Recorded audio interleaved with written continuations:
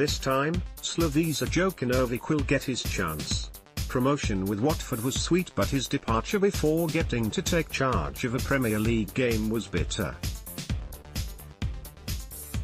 This time, however, Jokanovic won't be clearing out the office of a top-flight manager during the warm summer days. Instead, he'll be preparing for life in the dugout of the world's richest football league. Fulham's promotion owes so much to many factors, but Jokanovic's influence has been enormous.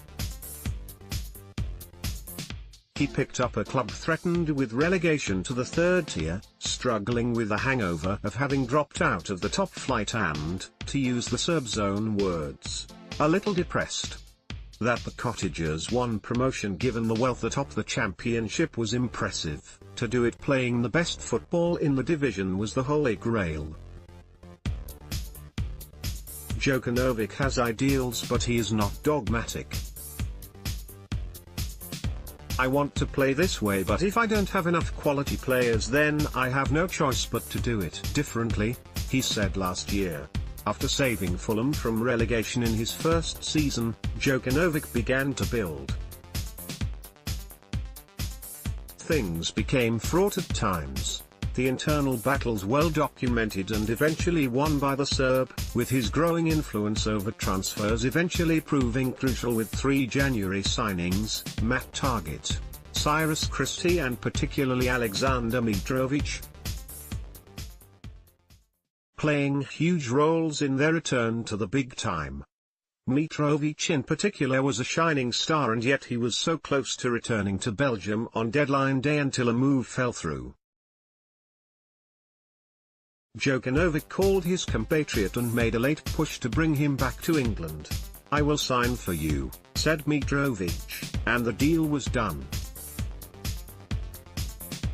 His 12 goals ultimately might have been the difference between promotion and another season of disappointment, given the edge Fulham had lacked in the first half of the campaign. On the day, the fan favourite flew around the field from centre-forward, playing the only way he knows, harrying, chasing, haranguing, as Fulham outplayed Aston Villa and closed out the game even with 10 men. At Wembley, in playoff finals, the season that has gone before means nothing. Unless, that is, you are a team like Fulham. The Cottagers played the best football all year, and it was clear in their performance against Villa just how settled they were, how comfortable in possession and how dangerous on the ball. Steve Bruce probably had the stronger 11, but Jokanovic had the better team, coached into a superior unit and boasting a couple of outrageously talented individuals.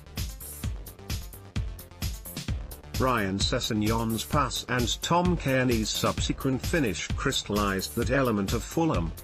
But genius doesn't flourish without structure to put it in a position to succeed. Jokanovic has done an outstanding job for Fulham, and his reward won't be stolen away from him this time. It's been a long time coming, but he is a Premier League manager at last. Follow The Independent Sport on Instagram here for all of the best images, videos and stories from around the sporting world.